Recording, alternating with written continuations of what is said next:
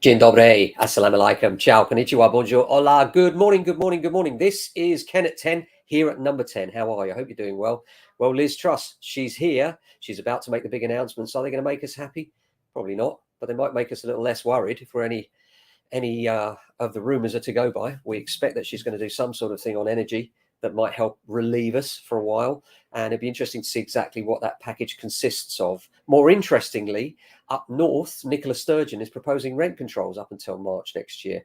This is an interesting one because I always think of this one as the unintended consequences rules. So, for instance, if she's trying to get rent controls through Parliament under emergency legislation, saying that everybody's struggling, therefore let's put rent controls in place. The problem with that is that when you say something like that, every landlord in Scotland right now is probably looking to increase the rent where they weren't before to protect their own position, thinking that this may be for some considerable time in the future. They may not have increased those rents if this announcement hadn't been made. So therefore, the unintended consequence is rents in Scotland will be going up right now, exactly the opposite of what Nicola Sturgeon actually wanted. And the second thing that will happen is they're talking about a moratorium until March next year. Guess what would happen in March next year, even if people don't manage to get their increases in first?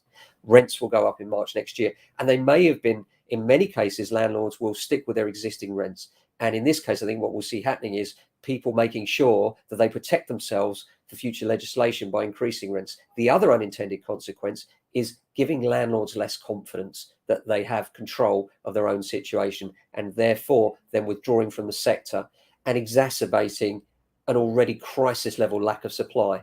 And this is the big one. In my view, what we're doing here and what Sturgeon's doing here is really the worst thing she could possibly do to landlords already in a dire situation. Because remember, landlords, most small landlords are the ones that supply the properties. Those landlords have the same struggles as tenants quite often, as much as tenants, if not more.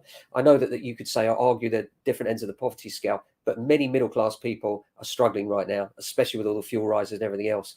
So the idea that all of a sudden you're controlling their asset when perhaps they've got equity in it will be scary to them. And many of them will exercise the option because we were in a busy market and they can sell to actually get rid of the property. That's another property withdrawn from the rental sector, yet another exacerbation of already a crisis level lack of supply. And I think that is the coming storm for the rental side. We're already seeing here in Southwest London, every time we put a property on the market and live, we've got multiple applications and many dissatisfied people because they didn't even have a chance to view because we've got that much demand.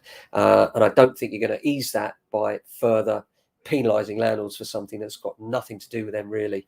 And I think worse than that, if they did bring rent controls over here, we'd have the same level of fright and that would make people flee from the market, exacerbating the crisis. So we'll see what happens. But my thinking is that it won't come over here, probably won't make it through Scottish Parliament, but it'll be interesting to watch what happens if it does. And in the meantime, statistically, just watch what happens to rents over there in the interim. I think you'll see that they're going to be going up all over Scotland. And that's why I don't think it's a good thing for it to happen here in England as well and Wales, because I just think it will exacerbate the crisis levels already there. But we'll see. We'll keep you advised as always as to what's going on there.